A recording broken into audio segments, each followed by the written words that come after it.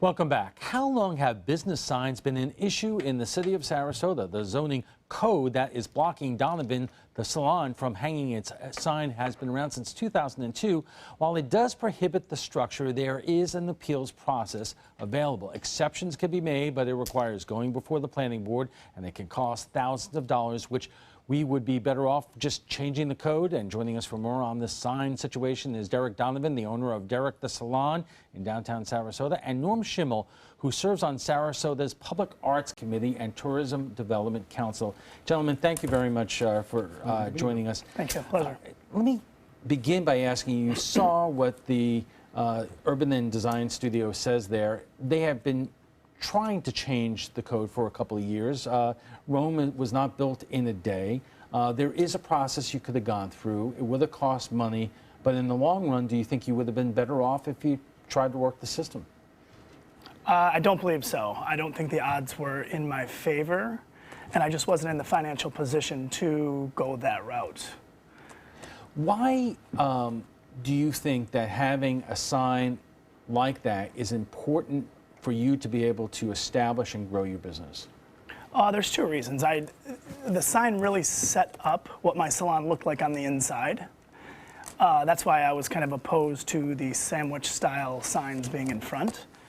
And just that's a very fast street, believe it or not, and that gave me unbelievable advertisement. Norm, you deal with artwork around the city. You see that there are those pipe sculptures, you have art in the roundabouts. There is an effort in Sarasota to make it a visually and artistically pleasing place. So if a sign like Derek's is creative and bold, why is that any different than the pipe sculptures or the roundabout sculptures? I won't talk about the pipe sculptures because I don't have any background to do that. They have ordinances, the city has had ordinances about, if you want to call them monumental signs. When we look at let me go back to one thing. In years ago, before we were very sophisticated, the Superman 3D logo was considered a piece of art. This is way before electronics or anything like that. So there's an argument for Derek immediately on that. But as far as the Public Art Committee, we're not the ones that enforce the ordinances, nor are we involved in the ordinances. As chair now, my concern is not only the artwork, for instance, that we'll put on roundabouts, but the safety of the artwork on roundabouts too, for our drivers too. Right, and that's a key issue because the criticism of the artwork is about whether it could be too distracting. A large monument sign in front of a business may or may not be just as distracting. Right. And that's at the criteria of the people who make the ordinance. I would have liked to have seen Derek go before them and talk before them. I can't believe. One of the things that the Public Art Committee does, in addition to beautify the city, is we're involved with tourism and building our small businesses. And I can't believe that anybody in a city would not want to build a small business and talk about it. All right, we are just getting started. Our discussion is going to continue in a moment, but right now we are going to have a check on our weather forecast when we return. Welcome back. If you're just joining us, we're discussing a clash between a downtown salon and the city of Sarasota over a sign outside the business. It speaks to a bigger issue with zoning in the city. Our guests tonight are Derek Donovan, owner of Derek the Salon, and Norm Schimmel of Sarasota's Public Arts Committee. But before we get started again, I had a chance to speak with the Director of Neighborhoods and Developments, not only about Derek's case, but also the broader issue. And we started off by asking why the city is opposed to the sign. I don't believe it's that the city opposed the sign. I wouldn't use that term. I would just say that the sign that was erected without permit. It's a sign that didn't meet the specific requirements of the zone it's in. I think the intent of sign regulations are so that there are standardized signage and the same rules applying to all businesses. In this particular case, This business is in one of our downtown locations, and it's on what's called a primary street. So these are regulations that have been in place since about 2002 with our downtown code when it went in. And the intent of when I say a primary street, it's a street that speaks to the pedestrian. We want pedestrians to feel comfortable on the streets and have pedestrian-oriented signage, and that's how the sign regulations work on those districts. Derek would say, and maybe people watching this would say, that just a short distance away from his shop are banks with monument signs right out in front, and people may not be able to draw the distinction between where his business is and a bank just a few feet away, that different rules may apply. Well, my answer to that again is the banks I believe you're talking about, for example, down on Ringling and so forth, again, is a much more vehicular-oriented street. And again, if you take a Pineapple or the Palm Avenues and so forth, those are really set up for the pedestrian to walk. If you look at the sign, and it's not a small sign, it's a, again, beautiful sign, but very large sign that's stuck up against the building there. Again, I think the city's point and the point of the regulations would be that if all of the tenants inside of a building like this could put up their own individual giant sign like that, it wouldn't really be, it would look like a sign clutter, I think is the term I'd use. I'd say there'd be a lot of clutter. And again, to me, it comes down to all the businesses and tenants in that building kind of playing by the same rule. Even if he did appeal to the city and go through the expense of doing so, would it, in the end, made any difference? Well, I can't speak for the boards because that determination, when it goes forward, it's called an adjustment. People are allowed to ask for changes or exceptions to the sign regulations. I think it would be a difficult argument to make, and I think that's, I think staff did advise Derek of that, he could certainly do that, but with the expense and public hearings involved, again, in a case like that, everybody gets noticed within 500 feet. I would think other businesses might come out and comment, and again, if he can do it, then shouldn't everybody be able to do it?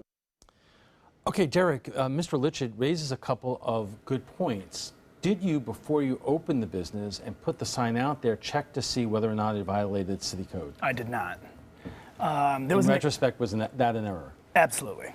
There was an existing sign there. It was a temporary sign for the realtor, but it was up for a few years. That building stayed vacant for a few years. So actually my father and myself just removed the almost same exact sign, size-wise, and just put ours in, not knowing. And then the city came down and asked me, if I had the permit. I said no. They said apply for one. We applied, and then we were rejected. But the city, I'd have to say the city, they did everything they could. I met with them 4 different occasions. They kept asking me to try another avenue, they wanted to keep the sign, I feel, but just with the old laws in place. And the expense it would cost to appeal it, correct, so to speak. The other issue that Mr. Litchett made was, if you had your sign there and the other businesses in the building also wanted similar signs, you could see it would cause kind of a chaotic situation that you don't want on those streets. I agree, because it's happening now with the sandwich signs. If you look up and down the sidewalks, it's kind of chaotic looking. So I was thinking like a case by case. You bring them your drawings of a sign, they see if it fits the neighborhood, fits the building, instead of just a blanketed law. Because my sign it's beautiful on that building. There's no question about it. It's probably the nicest sign in this town. Norm, that is a challenge for any city or municipality, is the aesthetic nature of its streets and what businesses do to promote their business, and even what committees like the Art Committee Commission puts out there in terms of whether it fits into the nature of the community. Well, one thing you should understand, we're under restrictions too, and I'll come to that in a second, but the Public Art Committee is here not only to approve of the art that we put on the streets, but we are looking for economics downtown. We are looking for our small businesses to profit, and everything that we do is for tourism and more revenue coming into the city, even from an art sense. but we're also under restrictions. And if we take, for instance, a roundabout, there's a new roundabout that's being built on a hill, which will have restrictions on how high we make it.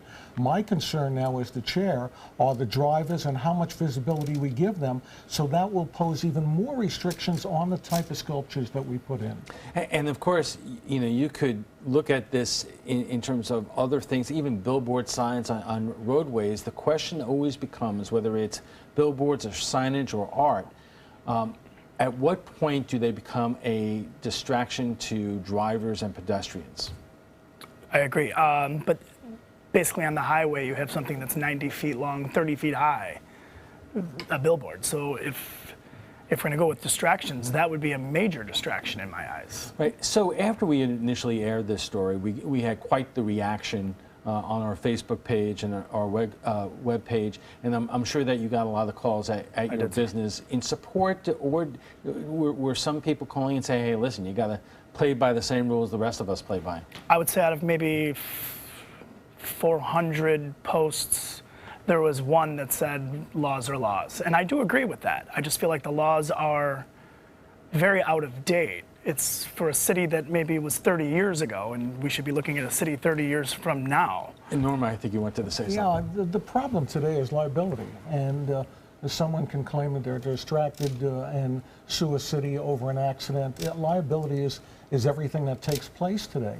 We're aware of it, especially when we do our new artwork within the city itself too. So that comes into play also. But it's something that, and we're running out of time here, but you know, I'm thinking about the sculpture right in downtown, one of the most famous in the world, of the sailor kissing the girl, and you can make the argument that that's going to, you know, make drivers drive off the road if they've never seen that before. Well, unconditional surrender, and there's a whole long story, I helped save it. But unconditional surrender could be argued. You're correct on that, but yet it is not directly on the roadway, and it is a certain amount of feet away from the roadway itself, which may be the problem here. I don't know. That's a, you know. All right, we have to take a quick break, but when we return, we'll have final thoughts from our guests and plus what some of you are saying about a call to reform Sarasota city government. Stay with us. Welcome back. Advertising a business is critical to its survival. Are the zoning codes in the city of Sarasota too restrictive when it comes to signs? Our guests join us now for final thoughts. And Norm, we'll start with you because you deal with art around the city and how it's presented on our public streets. What's your takeaway from this story? Well, firstly, as a member of the Tourist Development Council of the county, I want nothing but success for Derek. I want small businesses to thrive, and also as part of the city and art, we want downtown and our individual small business owners to thrive also. That's my take on this. Derek, what's your takeaway? I mean, obviously there must be some lessons learned. Absolutely. Again, I just want to say the city, they really tried. It wasn't a fight. It was, I put the sign in without permit. They directed me how to go about it, but just with the old laws on the book, there was just no way that I could keep that sign. Are you thinking that maybe, you know, it would behoove you to stay involved with not only this issue, but what goes on in the city? Because change only takes place when people step up and push for it. Definitely. In the neighborhood that I'm in, it's an amazing neighborhood. The shop owners it's just an outstanding neighborhood. I'm going to keep vocal in that neighborhood. I would like the laws to be changed in the future for many things, actually. Okay. Why don't we leave it there? But before we go, we want to share with you what some of our viewers are saying about last night's topic. Sarasota City Commissioner Suzanne Atwell will not seek a third term. Her decision comes in part because of the rancor and division she has seen during her time at City Hall, and she is not alone in her dissatisfaction. Many think it is time for an elected mayor and time to move elections from the spring to the fall. We asked you what you thought about Sarasota's turn, and Tony Thomas writes, our city has turned into a nightmare. I'm all for progress, but the developers seem to have the edge no matter the public outcry. Why is that? Bob Bellemare writes, an elected mayor would be more responsive to the needs of the community and its people than a commission-style government. And Bob Garvin writes, it is not the form of government, it's the leaders we vote in to run it. Well, if you'd like to join the conversation about tonight's topic, just visit our Facebook page at facebook.com/news@7. And FYI, want to watch past Roundtable discussions? They're available on Apple TV, Amazon Fire, and Roku. Thanks to our guests for being here tonight. Derek Donovan is the owner of Derek the Salon in downtown Sarasota. Norm Schimmel is on Sarasota's Public Arts Committee and Tourism Development Council.